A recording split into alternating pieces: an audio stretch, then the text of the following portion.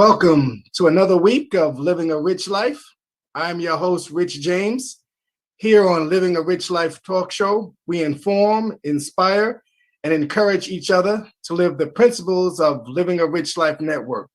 Those principles are good health, strong relationships, financial freedom, goals and achievement, extraordinary experiences, and philanthropy. Today, we have a guest, and she is a prime example of all those things. She will definitely inform you, inspire you, and encourage you to live a rich life in her own special way. As you know, it is tax season. So here on Be Exposed Radio, we figure we bring you one of the experts in that field. So with that being said, let's talk about it. Today's guest is the owner of Tillman, LLC. She is a licensed attorney in the state of Maryland. She is also admitted to the practice in the United States Tax Court, which gives her jurisdiction to help clients with tax matters in all states. Her mission is to provide high quality results, ensure that clients' interests are protected, and to make sure that clients are able to get good nights resting, knowing that their tax matter is in good hands. Sounds like somebody I need in my circle. Please put your hands together and welcome Miss Sequina Tillman, Esquire. Thank you so much, Rich, for the introduction. I greatly appreciate it, and I am honored and excited to be here. Well, we thank you. We do hear a little echo, so you know, it's always a different time. Normally in the station, I'd be sitting next to you, but you know, we're in a COVID situation, so some things have not gone back the same as before. So thank you for joining. First and foremost, how are you doing? Wonderful. I'm doing great. Even though it's tax season. Right? I would assume you're getting pretty busy. I am. And the funny thing, most of the returns I'm comparing, they're for new clients. So most of my old clients did not even send their information yet. Oh, I wonder why. Right? Because tax time has come and passed. It's normally April 15th, right? Yes, but due to some of the changes this year, the tax returns are due May 17th. Okay, so I figured they extended everything else. So during this time of, you know, and we're in a pandemic world, so to speak, they've changed that. So that's probably, I know it's a good thing for me because I still haven't filed my taxes yet. So that's a good thing. That's a good thing. All right, so let's get into it. We want to make sure we inform. We want to inspire some folks and kind of encourage them to, one, get their taxes done, and you know, be motivated. One, especially as an entrepreneur, having your own tax firm. So tell us, one, how long have you had Tillman LLC, and how long have you been in business? So I have two businesses. Okay.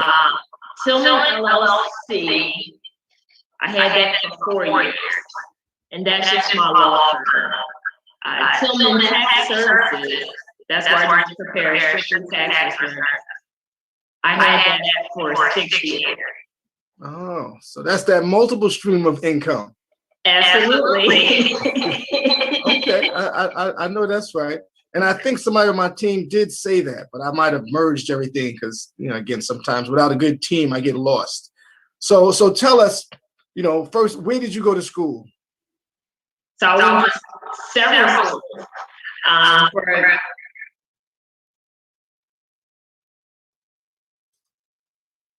Uh-oh.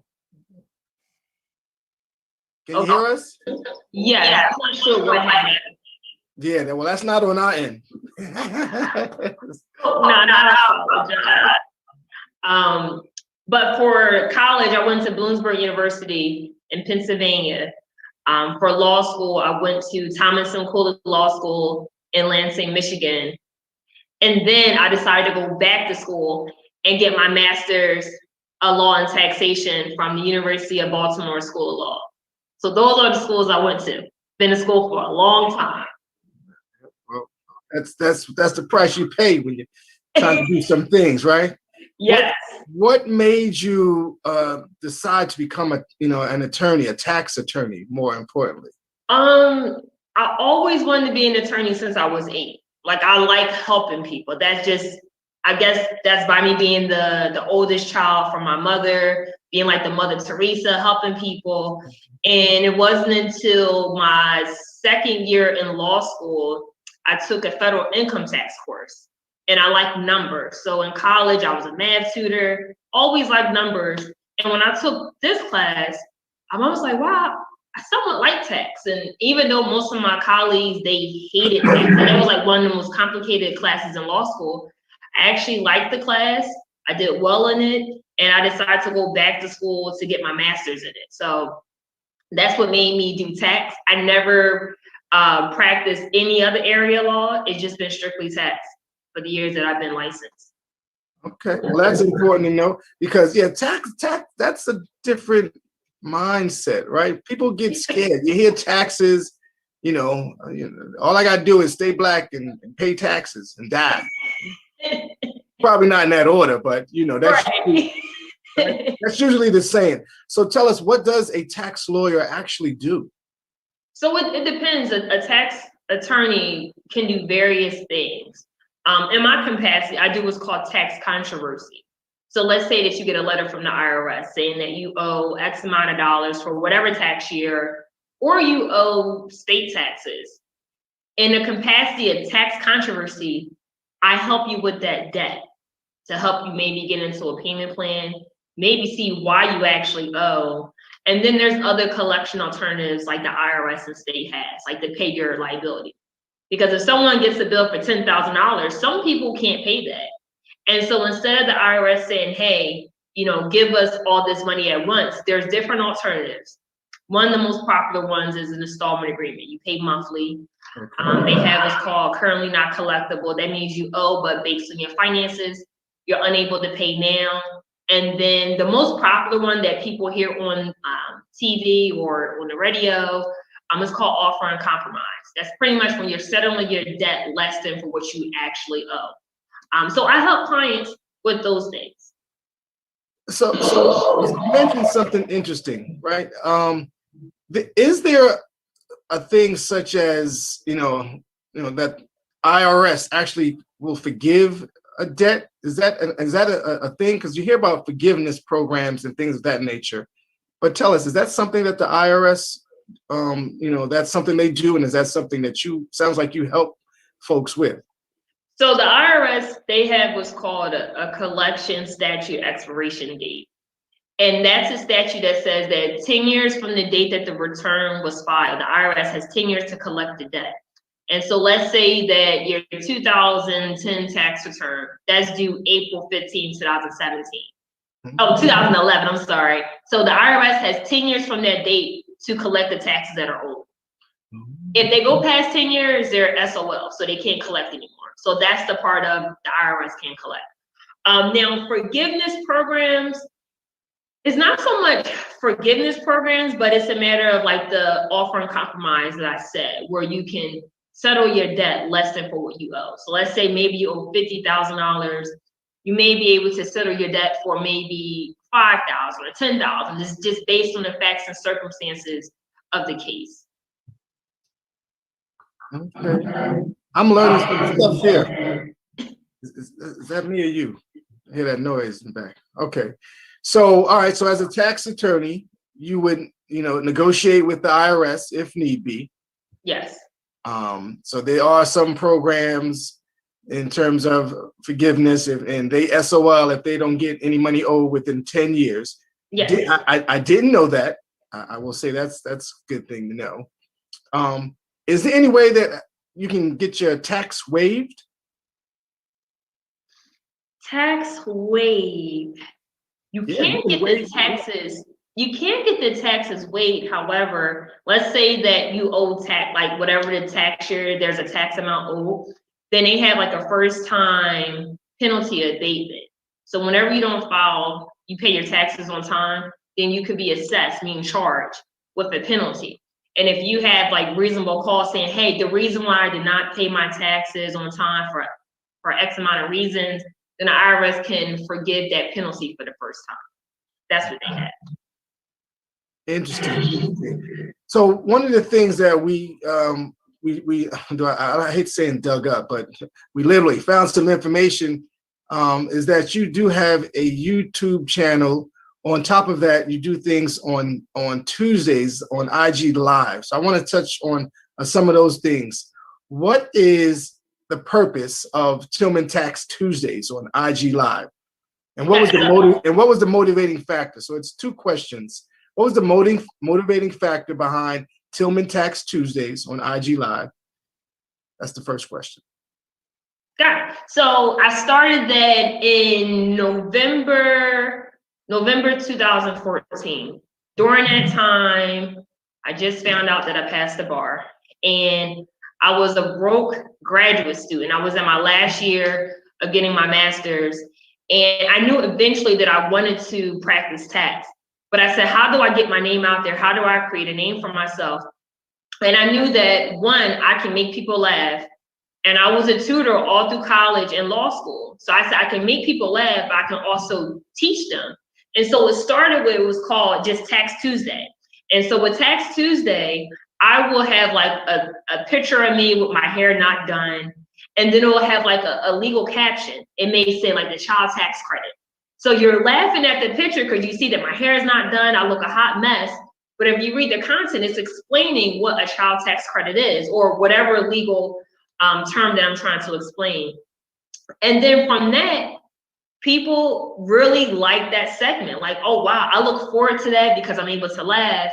And then I started with the tax memes and then added videos. So it started from memes, now doing videos. And so that was the beginning of it. And the reason why I started that is because I know a lot of times people need legal services, but they cannot afford legal services. And so sometimes they'll find themselves trying to do things on their own and just mess up their tax return or whatever legal service they need. Tax is something that people are afraid of. They hear tax, they think about, I'm going to jail. And so the reason behind that was I wanted to eventually explain something to someone in a way that they understand. You know, sometimes, you know, people will go to attorneys and they're using all these big terms. The clients don't know what they are talking about, but I break everything down so they can understand it. And so one, hopefully that's a marketing tool for me. And then two, if they decide not to use me, based on looking at my videos, looking at my tax memes, they can talk to their tax professional and say, hey, you know, I watched this video. I have a question about my own tax return. Because what I do find is that when a tax return is prepared and there's a refund, clients do not ask any questions. Everyone wants a refund. No one doesn't want to owe.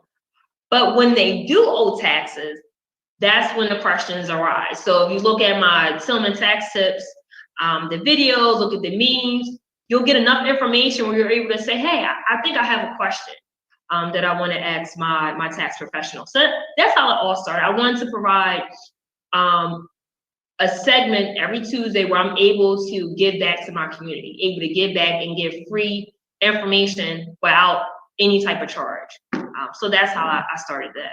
Nice. That's you know, and that's something to think about and commend you on, because some of those tips, and I've watched a couple of those live, and I've watched a couple of them, you know, when they're up there for a little bit. So you mentioned a few things there, right? So folks filing their taxes and things like that. You know, of course, refund, never any questions. When they owe, they probably have a lot more questions. I definitely get that.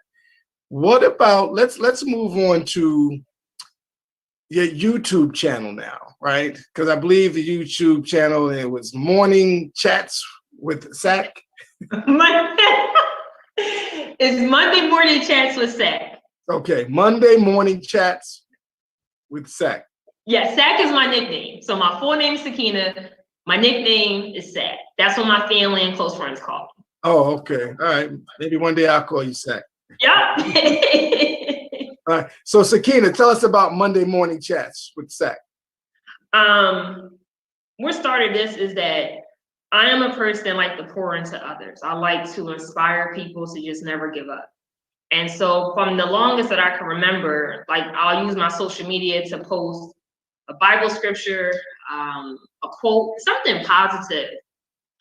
But what really sparked this YouTube channel is that I wanted to really encourage people to just never give up on their dreams, to forgive, be vulnerable. And it all started from me failing the bar exam. So I took the bar exam 3 times and I passed it on my 4th try. And from that, I prayed to God and I said, God, if you allow me to pass, once I pass the bar exam, I will go back and reach out to as many law students as I can to help them pass the bar, free of charge, tutor them and whatnot. And what I did find, along with tutoring bar students, as well as in college, just tutoring math students, is that whenever you feel defeated, you feel like all hope is lost. Like if you fail a test for the first time, especially with the bar exam, I failed it the first time, I felt like a failure. I just felt like I've come so far and my goal is just right there, but I just can't touch it. And no matter what I do, I'm still not close enough.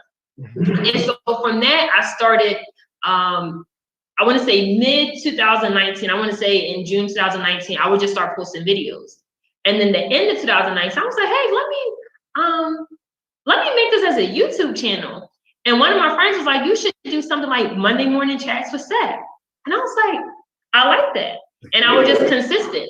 And the funny thing was, the videos were consistent beginning of 2020. And then guess what? We started the pandemic. And so what I didn't know was that I was just doing this to encourage other people. But while I was encouraging other people, I was also encouraging myself. I talked about failing the bar. I talked about never giving up. I talked about being vulnerable.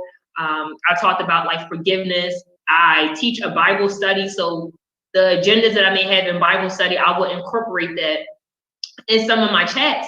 And I would get messages like, hey, I don't think you understand how much this means to me. Like, I look forward to Mondays. I mean, I don't do things to like get accolades. I just really want to inspire people. If I have my glass full, if I could pour into somebody else, that's what I'm willing to do. And so I'm consistent. I do Monday morning chats. The times may be different. One Monday, maybe 8 o'clock in the morning. The other morning, it'll be 9, but I'm consistent with, you know, inspiring people to be great and inspiring people to just never give up, because I just feel like sometimes some people are just one call away from committing suicide or just one call away from giving up. And I just feel like if you just give them maybe one text message or just one call and say, hey, you got this, you just be surprised like how far that can take somebody. Like just saying, hey, I hope that you're well today, and hey, how are you mentally? That can change someone's entire day. And I talk about those things every Monday. Okay. So is that me? I see the correlation, right? I think it's always good being able to give back. Again, that is one of the principles of living a rich life, that whole philanthropy, and just doing things, right? Not looking for anything in return, just because you went through something, you've made some changes and you've come through the storm, so to speak. Your glass is now full and it's overflowing, whatever terminology you want to use. So I definitely, again, I always like to commend my guests, because a lot of my guests, they seem to exemplify that principle of philanthropy. They went through something and they come of age where now they're able to help other people. Because I do believe you got to put yourself in a position first. Let's be clear, and able to actually, you know, really move other folks, whatever that looks like, resources, time, energy. So that's a beautiful thing. Now, I will say I haven't watched the Monday morning chats, which I will put that on my list to do, because I always like to hear good stories. But I definitely have seen the Tax Tuesday, and we're going to be doing some business together based on my last tax return. I can tell you that. Okay. And I mentioned it to you, but we haven't got to it. So, which kind of leads me to my next question. But before we get into that, I do want to let folks know we have Sequina Tillman, Esquire. She is owner of Tillman LLC and Tillman Tax Services. Yes, that's correct. Let's tell folks how they can get a hold of you and stay in contact if they need to reach you. Let's tell our audience, our viewers here on Be Exposed Radio. Yes, You can find me on Instagram. My Instagram handle is Tillman LLC, Tillman LLC. Or you can also find me on my website. It is www.tillmantaxlawfirm.com. Thank you. Thank you for sharing. All right. So we have a question. Is it worth to hire a tax attorney, and when should you? A great question. Honestly, it really depends on the issue. So one thing I would like to add is that I'm also a law school professor, and I teach in the low income tax clinic. So for me, I am the type where I like to be cost efficient in figuring out what works best for my client. If their income is considered low income, I will refer them to the clinic where they don't have to pay for any legal services. They'll get a tax attorney, but it's free of charge.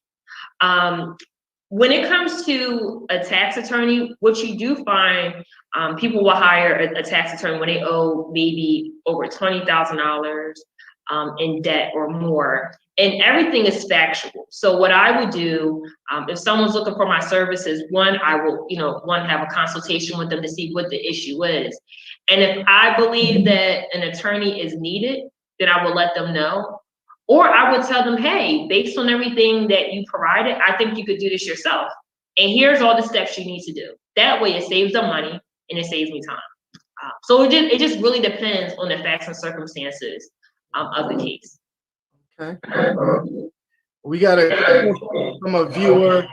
I swear, is that me? I think it's you. I mean, it's not my Luke Skywalker voice, but all right. So we got a question came in. How do you keep your clients informed? Clients informed regarding? I guess so. You have a client and you're working on their case. They got a tax issue with IRS. Let's say that. Everybody loves those 3 letters, right? How would you keep your clients informed? Is it a phone call? Is it email? What's your story? I guess that's what. So pretty much keeping my clients informed is that one. I give myself a deadline for how long it will take me to start to finish a case, depending on facts and circumstances. And so I will email my client by saying, hey, this is where we're at, because clients always want to know where you're at with their case. I have this app on my Outlook. It's called Cortina, and it'll let me know, hey, you didn't talk to this client in 2 days. Make sure you reach out. So I'm always reaching out to my clients on a consistent basis. Now, some of my clients are older, so checking email all the time may not work for them. So I will actually call them.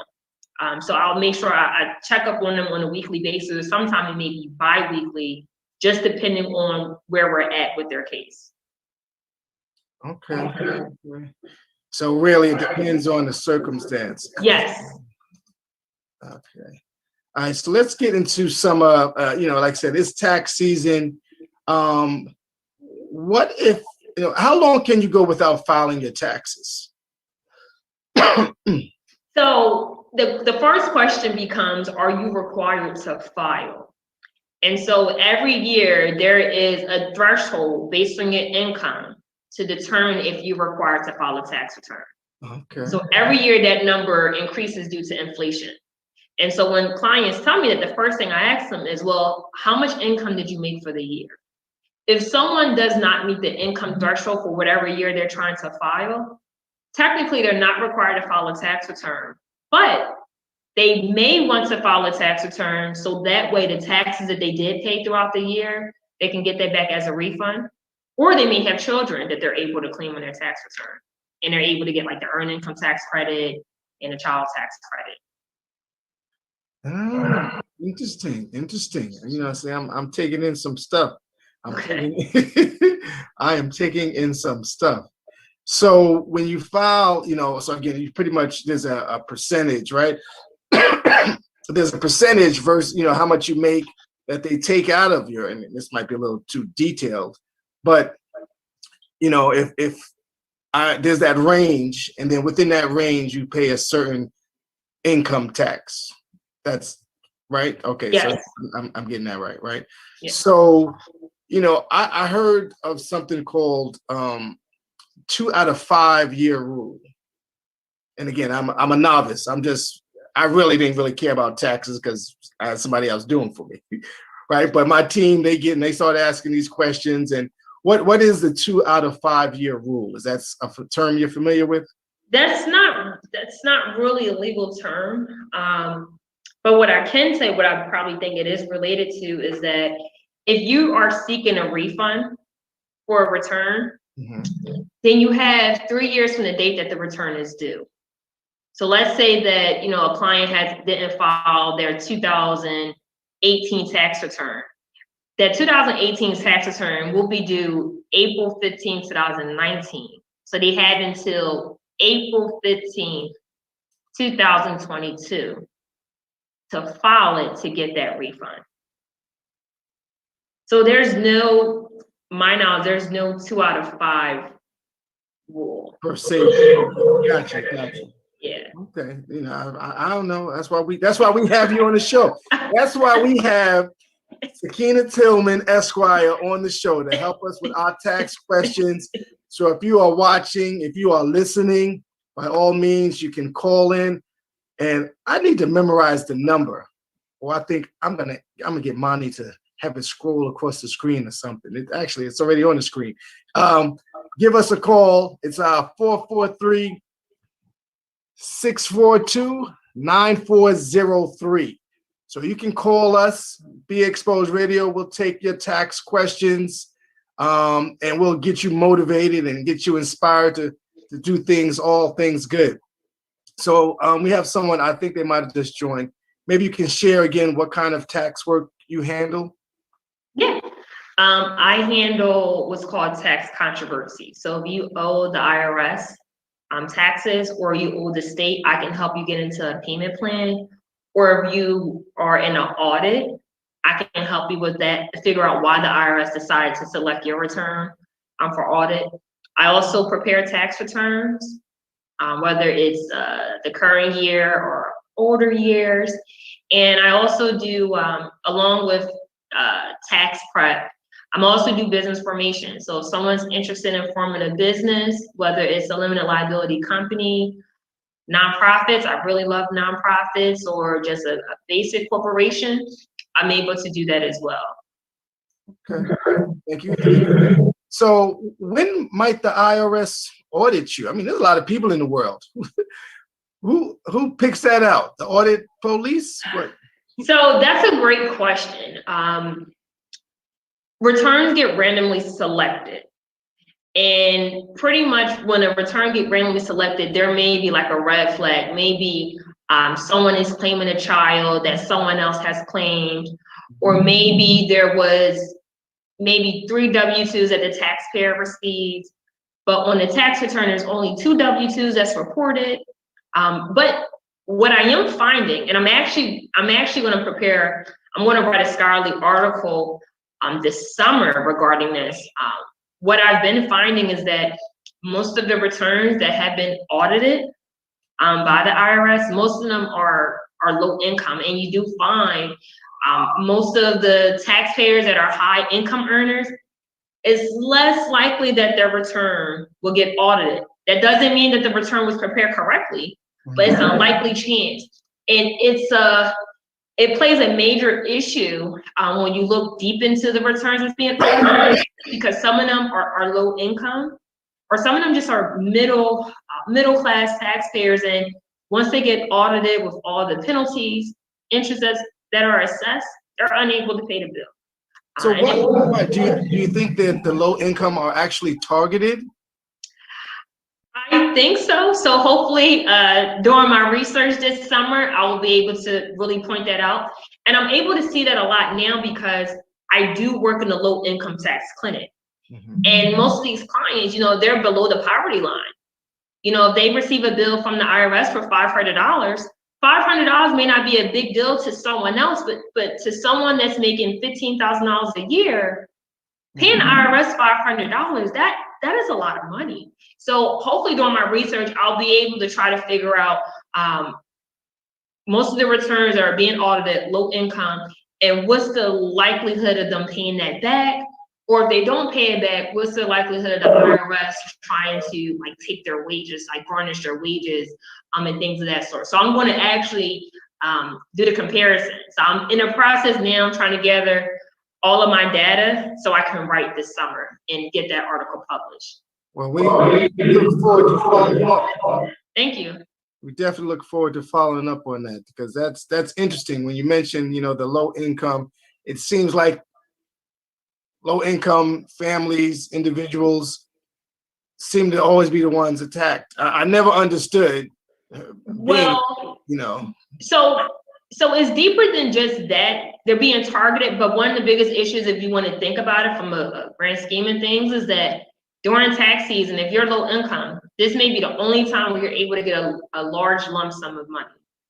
And so you have people that pretend that they are these qualified tax professionals, and they're telling low income taxpayers, and they're vulnerable, like, hey, I can get you the maximum refund. So think about it. If you're making minimum wage, if someone's telling you, hey, I'm able to get you the maximum refund, you can claim from wherever on your tax return, that sounds appealing. And so if you're making maybe $300 on your paycheck, but someone's telling you, hey, let me do your return, I'll charge you maybe $200 once you get your refund, but you're going to get $15,000. And then they may say, hey, there's a likelihood that you may not get audited. It's like a gamble. You're taking a chance. And so that's what you see with most of these tax returns that are low income getting audited, because a lot of clients are not informed. They go to someone that's telling them these things, but technically these tax preparers are not qualifying tax preparers. And if you look at the tax return, you will see that it says self-prepared. But when you pay someone to prepare your tax return, their information needs to go on the second page saying paid preparer. And these people are not reporting that information because they're technically not professionals. And guess what? When that taxpayer receives a letter from the IRS, that tax preparer is ghost. You can't call them, you can't email them. So it's like a domino effect. It keeps happening every year. So that's what I do see. Like I said, I look forward to that study, and maybe we can plan to get you back in the show when that study completes. Okay. There's two questions I always like to ask my guests, and one that I just enjoy because I think everyone has this capability. What is your superpower? My superpower is I had the ability to inspire someone and to encourage them to never give up. That is my superpower.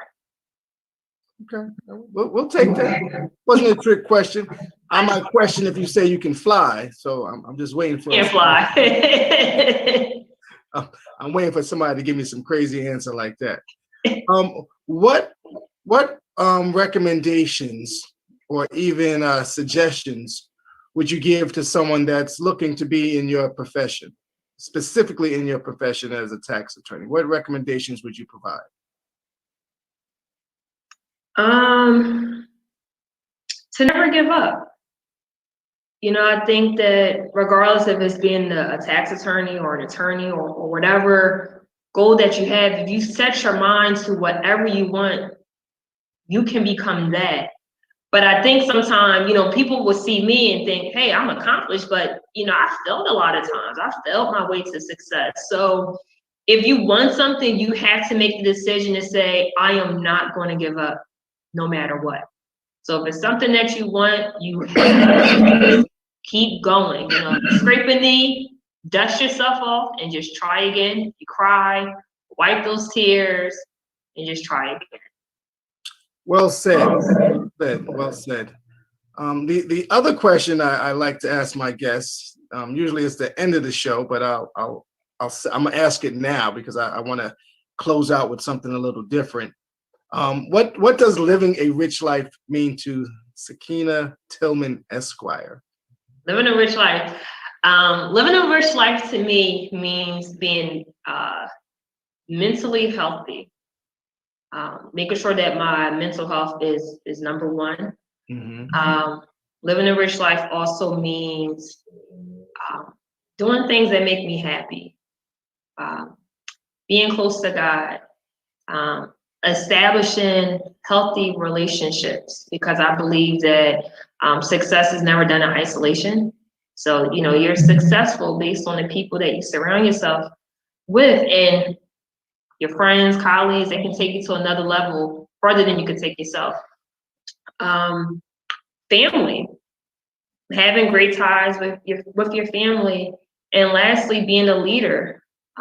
With success, doesn't matter how much money you make, but success for me is the ability to look back and help somebody else that's trying to get to where I'm at, or trying to get to a certain destination. So that's living a rich life for me. Nice. Well said. Well said. Now, I understand that it can't be me. It is you. Now,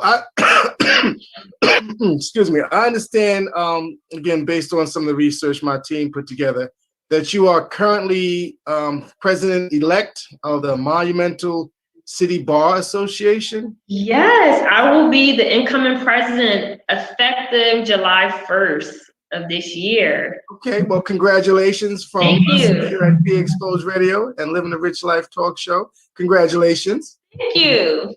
That's quite an accomplishment. Thank you. Okay. Now, you also received a Distinguished Student Award from the Student Bar Association during law school, right? I did. Yes. That award is given out to one graduating student throughout the year based on their leadership. I'm in law school. So based on my leadership and everything I have done in law school, I did receive that award. Excellent. Congratulations. Thank you. So I think that, it's important for folks to understand that, and at the same time, you said you failed the bar 3 times, right? So again, you kind of got to a level of success because you didn't stop. You continue to press forward. And, as my mother likes to say, nothing beats a failure but a try. Exactly. So, we commend you. Definitely inspiring. Definitely something to shoot for. So we appreciate you for sharing your story. Now, before we close out our session, tell us, why should customers contact you for your services? We want to close out a little different with, why should folks reach out to Sequina Tillman and if they need surrounding tax attorney services? I'm great at what I do. And I actually care. I actually care about every client that emails me, every client that calls me, every client that sends me a message on Instagram. I actually care, and I want to know about their story. And I'll let them know, hey, I can either help you, or I could find somebody else that can help you based on your circumstances. I think that I like that. The fact that, again, it's a win-win. There's a lot of people in this world. At the end of the day, it's a win-win situation when we can all come together, we come correct. We can help each other. It's just amazing. But sometimes folks, they don't realize that. But I think as we go on and on, as I get older, I get wiser. You surround yourself around those folks that are doing the things that you want to do. And again, it's a win-win, and they'll appreciate you. And it's kind of keep an ongoing building block. It's an ongoing building block. So, as I like to say, there's never enough time. Anything else you want to share? What was the younger, right? Because you're 21 now? 34. Oh, she gave me an age. I wasn't even asking, looking for that. All right. What advice would you give your younger self, right? Because you still got a lot to do, right? What advice would you have given your younger self that you think you might have gotten there quicker, or just in general, moving forward? What's the next couple of years? Let's not even go backward. Let's go forward. What's the next couple of years look like for Sequina Tillman? I can't tell you like the actual picture, but the one thing I can say is the next couple of years, I'll be evolving into the person that I'm supposed to be. So the person I am at 34, I look forward to see my growth at 40. On that 6-year period, I'm growing, I'm learning, I'm learning from my mistakes. I'm still feeling my way to success. But from that, as I keep growing and getting older, I will always make the decision, no matter how old I am, to just never give up on myself. So that's what I look forward to. So just never give up, keep trying, and just keep going. That's what's up. That's what I like to hear. So here you have it, folks. We have Miss Sequina Tillman, Esquire, tax attorney, Tillman Tax Services, Tillman LLC. It is tax season, folks. So if you need your taxes done, if you need some legal advice, then Ms. Tillman is the individual to go to. So we want to thank you for sharing your story. I am sure you have inspired some folks. Hell, you've inspired me. Thank you. I appreciate it. And that's always a good thing. So, normally I close out with Living a Rich Life closing remarks. So stick around because I'm going to give my closing remarks here. I think most recently, we did hear the verdict of George Floyd's killer, Officer Derek Chauvin. Hopefully I pronounced the names correct, not want to disrespect anyone in that term. It's nothing to celebrate, but it's definitely something to be relieved about. Definitely. Yes. We still have a long way to go in terms of the justice system, but I think I could speak for, folks out there. Again, there's nothing to celebrate because this man is no longer alive. But in terms of justice, I think justice was served in this case. And unfortunately, we got to go on to the next one. And that's where we are. So this is Rich James signing off. Thank you for watching. Thank you for tuning in to Be Exposed Radio.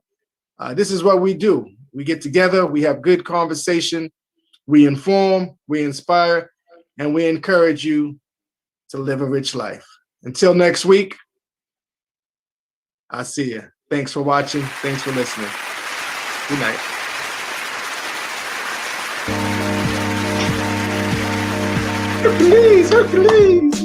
Hercules!